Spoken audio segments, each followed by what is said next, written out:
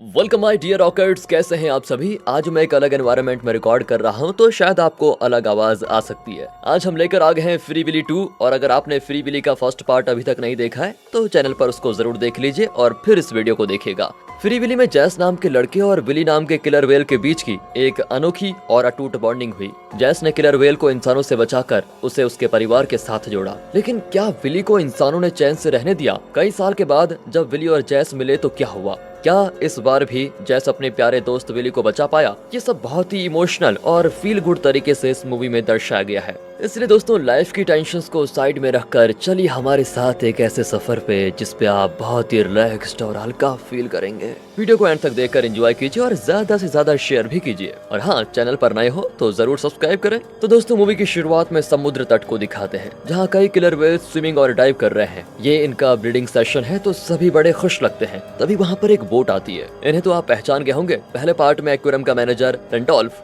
इसके साथ इसकी भतीजी नैंडी जो वेकेशन के लिए रेंडोल्फ की बोट पर रहने के लिए आई है। अचानक रेंडोल्फ किलर वेल्स की आवाजें सुनकर कहता है ये विली की आवाज है। अगले सीन में जैस को दिखाते हैं जो अपने एडॉप्टेड फैमिली में बड़ा ही खुश है। उसका पिता ग्लेन उसे बोट चलाना सिखा रहा है, पर अपना हीरो तो कुछ लड़कियों को ताक रहा होता है और अपने पापा को इग्नोर करके उनसे बात करने चला जाता है। तभी वहाँ पर माइकल आता है जिसके ऑर्फनेज में जैस रहता था। अब जैस की हरकतें देखकर वो कहता है कि मुझे लगता है आपका बेटा जल्द ही घर में बहू लेकर आ जाएगा। ग्लेन कहता है क्या बात करते हो, वो किसी भी लड़की को नहीं छोड़ता, जिसे देखता है उसके पीछे ही चला जाता है। मुझे तो डर है कि कहीं मेरे घर बहुओं से न भर जाए। जब जैस लौटता है तो माइकल बताता है तुम्हारी माँ न्यूयॉर्क में थी और अब वो चल बसी। उन्होंने दूसरी शादी कर ली थी और उनका एक बेटा भी है। अपनी माँ की मौत की खबर सुनकर वो बहुत उदास होता है, लेकिन उसे गुस्सा भी आता है कि इतने सालों में वो मुझे देखने के लिए एक बार भी नहीं आई, ऊपर से एक और बच्चा कर लिया। वो बहुत परेशान और गुस्सा होता है। अब ग्लेन उसको दिलासा देता है और बताता है कि तुम्हारा सौतेला भाई थोड़े दिन यहाँ पर रहने के लिए आ रहा है, जब तक उसे कोई और फैमिली अडॉप्ट नहीं कर लेती बस तब तक।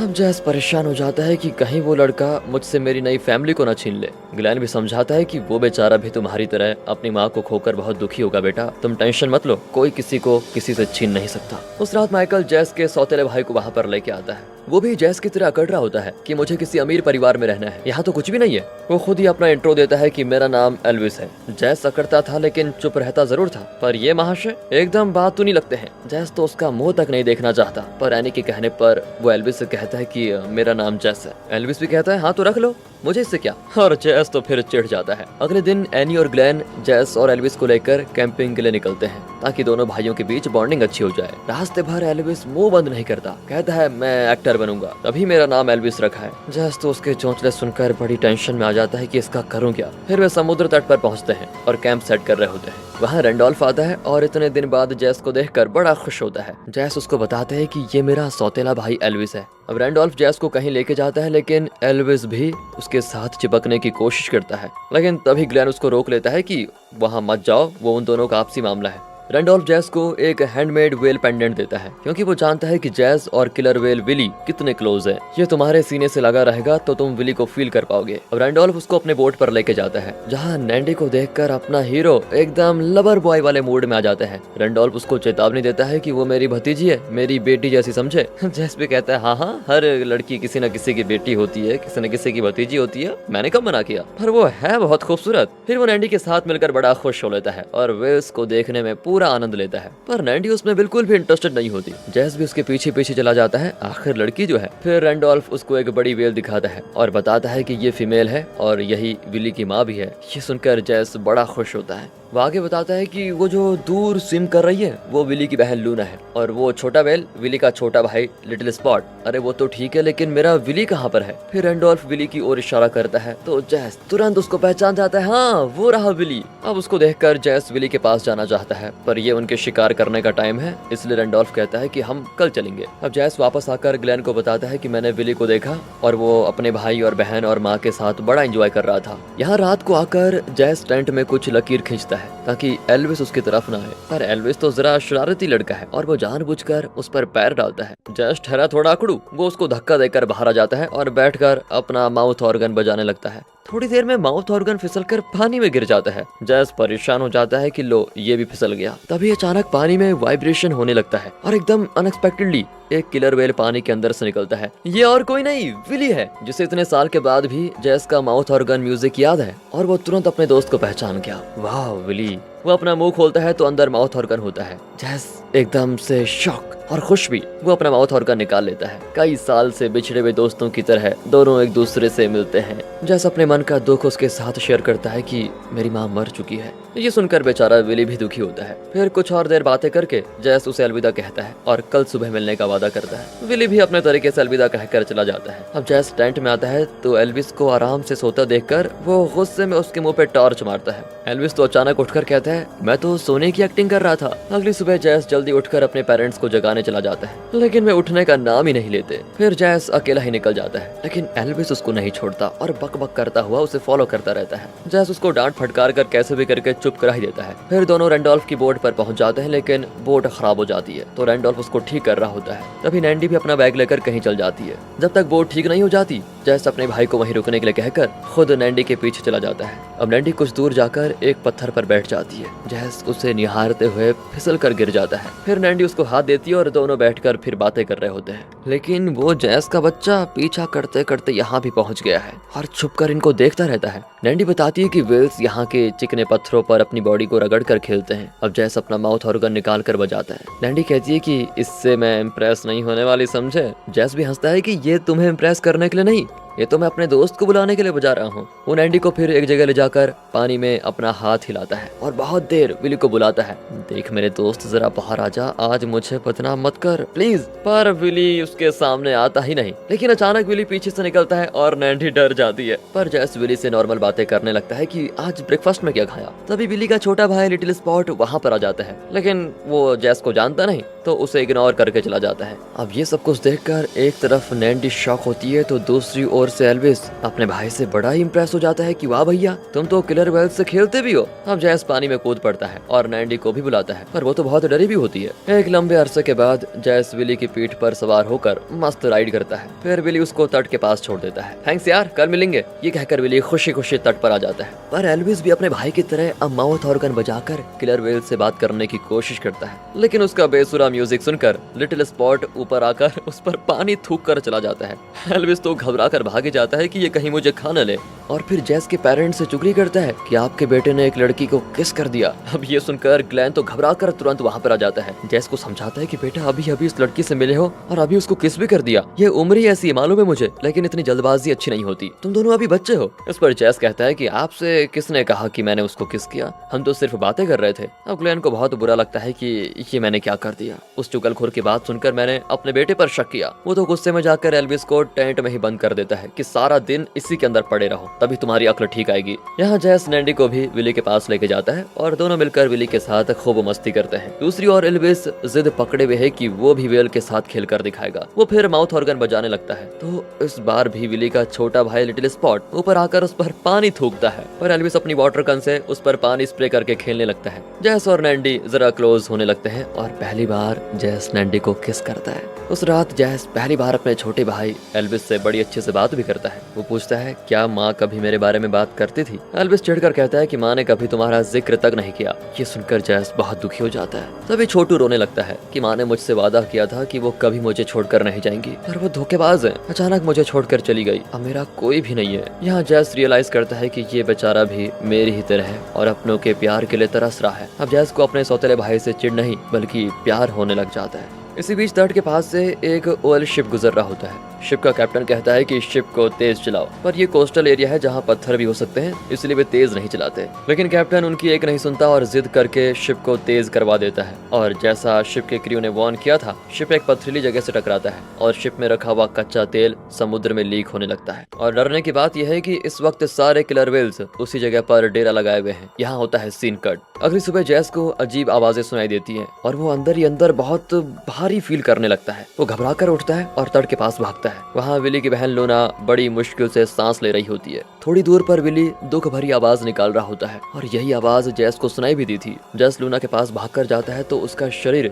चिपचिपा होता है, यानी उसके शरीर पर तेल जम गया है। अब जैस एल्विस से कहता है कि माँ और पापा को जल्दी उठाओ और रैंडोल्फ को कॉल करने को कहो। एल्विस भी तुरंत जाकर एनी और ग्लेन को जगाकर सब कुछ बता देता है। पहले तो वे उसको झूठा का समझकर इग्नोर कर देते हैं, लेकिन बाद में वे रैंडोल्फ को इन्फॉर्म करते हैं और वो भी नैंडी को लेकर वहाँ पहुँच जाता है। फिर वो कुछ सैंपल्स लेकर टेस्टिंग में भेजता है। वो बताता है कि तेल से भरे पानी में सांस लेने की वजह से लूना के लंग्स में तेल चला गया है, इसकी हालत बहुत ही सीरियस है। फिर वे बहुत कोशिश करके लूना को गहरे पानी में धकेलते हैं। इतने में खबर फैल जाती है और वहाँ भीड़ और मीडिया जमा हो जाती है। अगर एक भी व्हेल को कुछ हो गया तो ये खबर और भी आग की तरह फैलने लगेगी। उस ऑयल कंपनी का ओनर भी वहाँ पर आ जाता है। वो केट नाम की एक डॉक्टर को काम पर लगा देता है जो रैंडोल्फ की दोस्त होती है। वो बताती है कि इस व्हेल को जल्द से जल्द मेडिसिन देनी होगी वरना इसकी हालत बहुत खराब हो जाएगी। रैंडोल्फ बताता है कि लूना को जल्द से जल्द ठीक करके समुद्र के बीच चले जाना चाहिए, वरना अगर वे तट पर अटके रहे तो सांस नहीं ले पाएंगे और मर जाएंगे। विली अब वायलेंट हो गया है क्योंकि उसकी बहन की तबीयत खराब हो गई है। वो डॉक्टर की बोट को उसके पास नहीं जाने देता और बोट को धक्का ही दे देता है। अब ऑयल कंपनी का ओनर और केट जेस से रिक्वेस्ट करते हैं कि वो किसी तरह विली को कंट्रोल करे ताकि केट लूना को इंजेक्शन दे सके, वरना उसकी जान को खतरा हो जाएगा।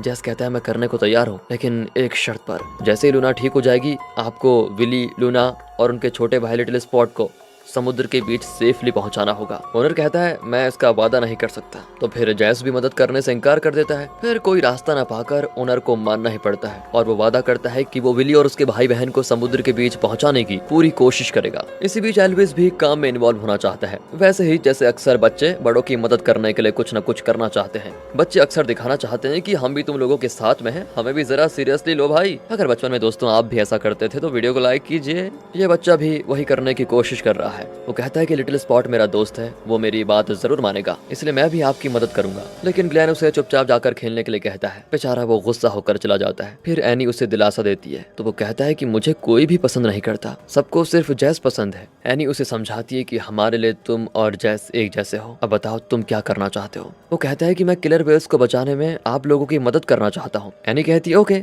सिर्फ ओके से काम नहीं चलेगा, हाथ में थूक कर हैंडशेक कीजिएगा। ये कहकर वो अपनी हथेली पर बहुत ज्यादा थूक कर कहता है कि आप भी अब अपनी हथेली पर थूक कर मेरे साथ हाथ मिलाओ, तब मानूंगा कि आप सच कह रही हैं। यानी अजीब सा मुंह बनाकर थूक वाला हैंडशेक कर ही लेती है। यहाँ जैस अपना माउथ ऑर्गन बजाकर विली को बुलाता है, लेकिन वो बहुत देर तक आता नहीं। आखिर वो आता है, लेकिन वो इंसानों की हरकतों पर इतना गुस्सा होता है कि वो जैस को भी धक्का दे देता है कि चले जाओ यहाँ से। जैस उसे सहलाकर उससे बात करके उसको शांत करने की कोशिश करता है कि हम लूना की मदद करना चाहते हैं। फिर बहुत बातचीत के बाद विली जरा शांत होता है। ये देखो मैं तुम्हारी फेवरेट फिश भी लेकर आया हूँ, मुंह खोलो जरा। विली भी मुंह खोलता है तो जैस प्यार से उसके मुंह में फिश डालता है। सभी क्लैप करते हैं। बस बेटा शांत हो जा, वेरी गुड। इस तरह वो विली को अपने पास ही रखता है और केट से कहता है कि अब आप लोग जाकर लूना को इंजेक्शन लगाओ। लूना के पास जाकर केट जैस से कहती है कि तुम विली को अपनी पूंछ ऊपर करने को कहो। जैस विली से कहता है तो विली वैसा ही करता है। उसे देखकर उसकी बहन लूना भी अपनी पूंछ ऊपर करती है और केट उसे इंजेक्शन लगा लेती है। बस इनका काम सफल रहा। फिर सभी जैस की बहुत तारीफ करते हैं, लेकिन अभी प्रॉब्लम सॉल्व नहीं हुई है, बल्कि खतरा और बढ़ रहा है। शिप का तेल बहुत ही जल्द पूरे तट को कवर कर देगा। अगर ये किलर व्हेल्स जल्द ही इस जगह को छोड़कर नहीं गए या इन्हें यहाँ से हटाया नहीं गया तो सारे मर जाएंगे। नैंडी रोने लगती है क्योंकि इस तरह के ऑयल स्पिल की वजह से सिर्फ ये किलर व्हेल्स ही नहीं बल्कि समुद्र के दूसरे जीव जंतु जो कि इस तट पर रहने वाले हैं उन सभी की जान को खतरा है। फिर जैस उसे शांत करता है कि सब कुछ ठीक हो जाएगा। उसी रात एल्विस उस व्हेल पेंडेंट के बारे में पूछता है जो रैंडोल्फ ने जैस को दिया था। अब जैस उसे उस मछुआरे की कहानी सुनाता है जिसे एक किलर व्हेल ने बचाया था। अब ये दोनों भाई सौतेले नहीं रहते बल्कि सगे भाई की तरह कनेक्ट हो गए हैं। लगता है अब सब कुछ अच्छा हो जाएगा। लेकिन अगली सुबह फिर से एक परेशानी खड़ी हो जाती है। लूना गलती से फिर तट की ओर स्विम करके आ गई थी और तेल वाले पानी में फिर फंस गई। उसकी तबीयत फिर से खराब हो जाती है। रैंडोल्फ को इंग्लिश मेडिसिन में विश्वास नहीं होता। वो एक औषधि के बारे में जानता है जिससे लूना ठीक हो सकती है। जैस भी उसके साथ जंगल जाने के लिए तैयार हो जाता है। एल्विस भी उसके साथ जाना चाहता है पर जैस कहता है तुम जाकर माँ और पापा की मदद करो। वो बेचारा उदास होकर पेरेंट्स के पास जाता है और लूना पर पानी डालने लगता है। इसी बीच ग्लैन तो चिल्ला देता है कि अरे ये खतरनाक फिश है, दूर चले जाओ उससे, पर वो नहीं मानता तो एनी भी उसको मना कर देती है। वो बेचारा अपनी तरफ से इस सिचुएशन को ठीक करने के लिए कुछ न कुछ करना चाहता है, लेकिन सब उसको मना कर रहे होते हैं। वो एनी से भी गुस्सा होता है कि कल ही थूक वाली प्रॉमिस की थी आपने और आज खुद ही मना कर रही है। यहाँ दिखाते हैं तो रैंडोल्फ और जैस जंगल के बीच चले जाते हैं। रैंडोल्फ इस जगह की मूल जनजाति को बिलोंग करता है, इसलिए इस जंगल की जड़ी बूटियों से वो अच्छी तरह वाकिफ है। वे कुछ जड़ी बूटियां इकट्ठा करते हैं। यहाँ एनी और ग्लेन ने लूना को पानी के बीच धकेल दिया था। तभी एनी रियलाइज करती है उसने अपना थूक वाला प्रॉमिस तोड़ दिया था। अब न जाने एल्विस पर क्या बीत रही होगी, वो पता नहीं क्या कर बैठेगा। ग्लेन भी मजाक करता है कि ये तो तुमने घोर पाप कर डाला, थूक वाला प्रॉमिस भी कोई तोड़ता है भला। यहाँ रैंडोल्फ एक औषधि बना रहा होता है इसी बीच एल्विस किसी गाड़ी में चढ़कर बहुत दूर आ गया है। उसे लगा कि वहाँ मेरी कोई इज्जत है ही नहीं, तो मैं उनके साथ क्यों रहूं। वो किसी शिप में यहाँ से दूर चला जाना चाहता है, पर शिप निकल चुका था। अब कल सुबह तक कोई शिप नहीं आएगा। यहाँ एनी और ग्लेन एल्विस के बहुत पास पहुंच जाते हैं, लेकिन इससे पहले कि वे उसे देखें वो एक बोट में छिप जाता है। यहाँ रेंडोल्फ और जैस ने दवा तैयार कर ली है। अब जैस विली को बुलाता है तो विली, लूना, लिटिल स्पॉट तीनों जैस के पास आ जाते हैं। जैस विली को अपना मुंह खोलने को कहता है ताकि उसको देखकर उसके भाई बहन भी मुंह खोले। वैसा ही होता है। अब रेंडोल्फ अपनी बनाई हुई औषधि को लूना के मुंह में रखता है। वहाँ बेचारा एल्विस अपनी माँ की फोटो को देखकर बहुत रोता है कि अगर आप होती तो मुझे इस तरह भटकना नहीं पड़ता। अब अगले दिन शिप के निकलने से पहले एल्विस एक छोटे से कैफे में खाना खा रहा होता है। तभी उसके पीछे उस ऑयल कंपनी का ओनर एक आदमी से बात कर रहा होता है। पहले तो एल्विस उनकी बातों पर ध्यान नहीं देता,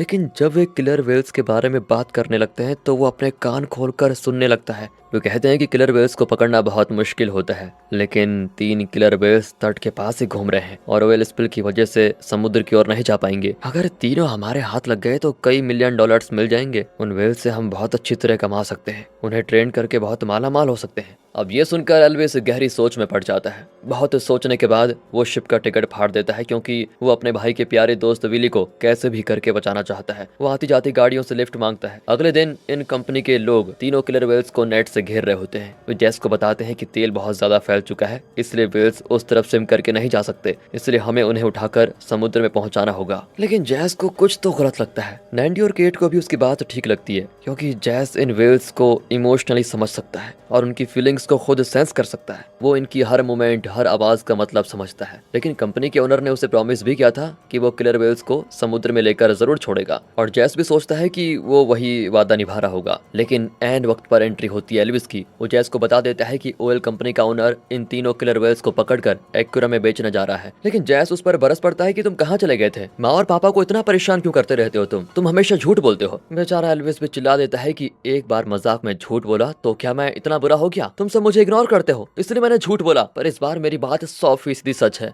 अब सारा सच जानकर जैस तुरंत रेंडोल्फ और केट को बताता है कि ओनर ने इन तीनों को एक्वेरियम में बेच दिया है। इसी बीच उन लोगों ने लूना को नेट में पकड़ लिया होता है और उसे छुड़ाने के लिए विली और लिटिल स्पॉट तड़प रहे होते हैं। अब ओनर अकड़ कर जवाब देता है कि मैंने किसी को कोई प्रॉमिस नहीं किया था। जैस तो गुस्सा होकर उसे पानी में ही धकेल देता है। फिर ओनर के असिस्टेंट को एल्विस लात मारकर पानी में गिरा देता है। केट और रेंडोल्फ को भी ओनर की असलियत का पता चल जाता है। जैस भागकर विली को आवाज देता है कि अपनी असली ताकत दिखाओ दोस्त, बोट को उलट दो। विली ऐसा ही करता है और लूना को बचा लेता है, लेकिन पानी के अंदर भी नेट बिछा हुआ है और तीनों फंसे हुए हैं। जैस नैंडी को लेकर एक बोट पर निकलता है। वो एल्विस को बुलाता है, लेकिन एल्विस कहता है कि मुझे एक इम्पोर्टेंट काम है। ये कहकर वो मिलिट्री ट्रेनिंग की तरह ब्रिज पर रेंगता हुआ जाता है। कुछ देर बाद वो जैस के पास आता है और तीनों बोट पर निकलते हैं। जैस एल्विस को डांटता है कि तुम कहाँ मर गए थे? एल्विस बताता है कि वो तो आगे जाकर पता चलेगा आपको। इसी बीच कंपनी के 2 लोग एक बोट पर इनका पीछा करते हैं, लेकिन एक जगह उनकी बोट अचानक ब्रेक करती है और दोनों उड़कर पानी में गिरते हैं। देखा मेरा कमाल? दरअसल अपने चुटकू ने उनकी बोट को एंकर से बांध कर रखा था। अब जैस और नैंडी एल्विस की खूब तारीफ करते हैं। अपना चुटकू फिर खुश हो जाता है। इसी के लिए तो बेचारा तरस रहा था।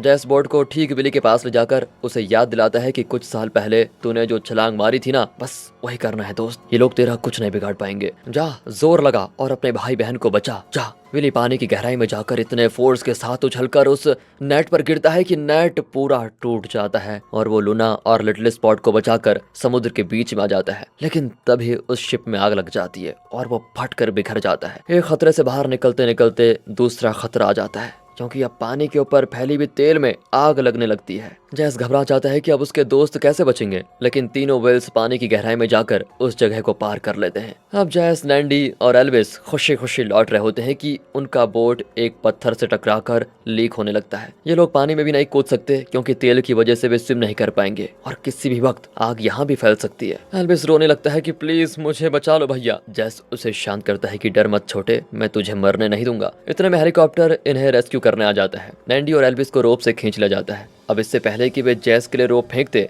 जैस पूरी तरह से पानी में डूब जाता है। वो तेल में स्विम नहीं कर पाता और बहुत स्ट्रगल करता है। एन वक्त पर रोप आ भी जाती है, लेकिन उसके शरीर पर तेल ही तेल होता है और रोप पर फिसल जाता है। एल्विस उसका हाथ पकड़ने की कोशिश करता है, लेकिन जैस फिसल कर फिर पानी में गिर जाता है। वो बेहोश हो चुका है और डूबने लगता है। अपने दोस्त को बचाते बचाते क्या जैस डूब जाएगा? हाँ दोस्तों, ऐसा ही होता अगर उसका दोस्त एन वक्त पर उसे बचाने ना आता। दरअसल विली अपने भाई और बहन को एक सेफ जगह पर छोड़ चुका था, लेकिन जिस तरह जैस उसकी मुसीबतों को सेंस कर पाया था, उस तरह विली ने भी सेंस कर लिया था कि उसका दोस्त मुसीबत में है, इसलिए वो जेस की मदद करने के लिए वापस आ गया। बेहोश पड़े जेस को विली अपने पंख के बाल पर उठाकर ऊपर ले आता है। जेस के पेरेंट्स और रैंडोल्फ फिर उसको रेस्क्यू कर लेते हैं। जेस चिल्लाता है कि थैंक्स मेरे दोस्त, अब तू अपनी फैमिली के पास जा और अपने भाई बहन का ख्याल रखना। विली भी अलविदा का इशारा करके चला जाता है। जेस भी हैरान है कि विली को कैसे पता चला कि मैं मुसीबत में हूँ। रैंडोल्फ बताता है कि वो वेल वाला पेंडेंट जो मैंने तुम्हें दिया था वो तुम्हारे सीने से लगा हुआ है। वो सिर्फ दिखावे का पेंडेंट नहीं बल्कि तुम्हारी आत्मा को